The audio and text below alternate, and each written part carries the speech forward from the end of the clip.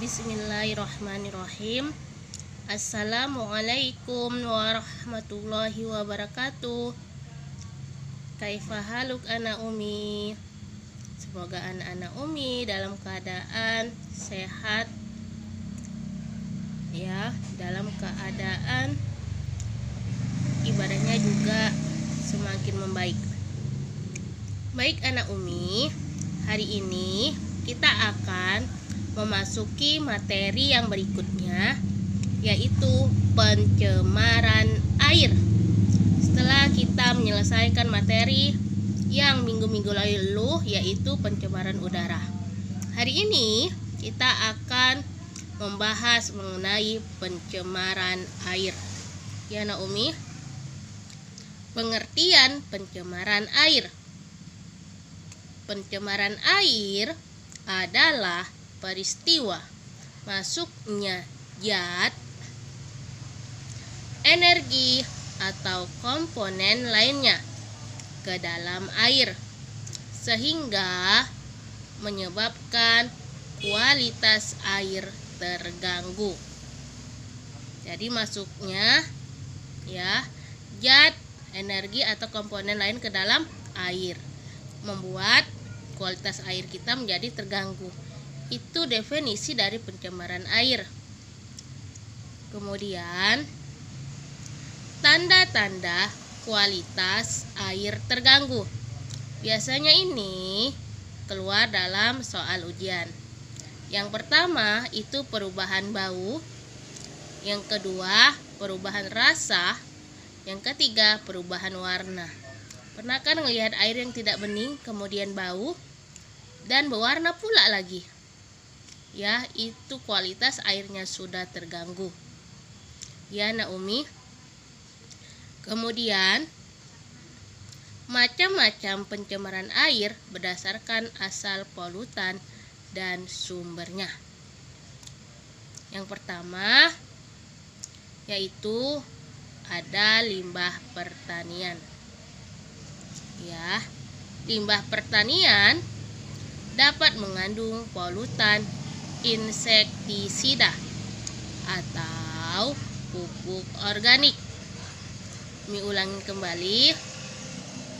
Limbah pertanian dapat mengandung polutan insektisida atau pupuk organik.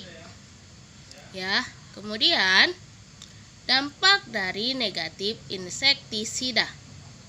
Insektisida dapat mematikan biota sungai. Jika biota sungai tidak mati, kemudian dimakan hewan atau manusia, orang yang memakannya akan keracunan. Pernah anak Umi mendengar berita ketika mandi di sungai, kemudian diare, kemudian menangkap ikan yang sudah kena racun, kemudian kita ikut keracunan. Ya, itu sering terjadi ya. Kemudian cara mencegah insektisida. Yang pertama, memilih insektisida yang berspektrum sempit, khusus membunuh hewan sasaran, serta bersifat biodegradable, dapat terurai oleh mikroba. Kemudian, melakukan penyemprotan sesuai dengan aturan. Ya Naomi ya. Yang ketiga, jangan membuang sisa obat ke sungai. Nah, ini nih yang sering lalai nih, membuang sisanya ke sungai. Ternyata nih kita mancing, ya kan, mancing di sungai yang ikannya banyak. Ternyata ikannya nggak mati. Kemudian kita dapat ikannya, kita makan ikannya, maka apa yang terjadi? Kitanya yang keracunan. Ya Naomi ya. Atau pernah kita ngelihat, ya kan, ikan yang bermatian di pinggir-pinggir sungai. Ya, ini pernah ngelihat. Ternyata itu dekat sawah gitu ya. Dekat sawah, Umi kan dulu anak yang bayi-bayi kalian itu sering tuh membolang ke sawah ya, karena Mama Umi ada sawah. Kemudian ke sawah lah Umi ya kan, ada sungainya. Lihat, oh ikannya kok bontangan gitu ya. Ternyata baru siap disemprot dan sisanya dibuang ke sungai ya. Jadi Umi nggak berani makannya gitu ya. Lihat, ikannya banyak sekali yang ini, karena biasanya sungai yang dekat sawah itu ikannya itu memang ada ya Nak Umi ya. Bahkan jangankan ikan, udang juga ada. Udang ada, Umi pernah ngelihat gitu ya, pernah jumpa gitu ya. Kalau cuma 1-2 ya kan nggak mungkin kan. Ya udah Umi goreng aja 2 makan sendiri gitu ya. Ketika itu di sawah ya, itu bukan karena yang buat tangan, itu dapat sendiri gitu. Kemudian lihat, pupuk organik yang larut dalam air dapat menyuburkan lingkungan air ya. Eutrofikasi, karena air yang kaya nutrisi, gangga dan tumbuhan, air tumbuhan subur disebut dengan blooming. Hal yang demikian akan mengancam kelestarian bendungan. Bendungan akan cepat dangkal dan biota air akan mati karenanya.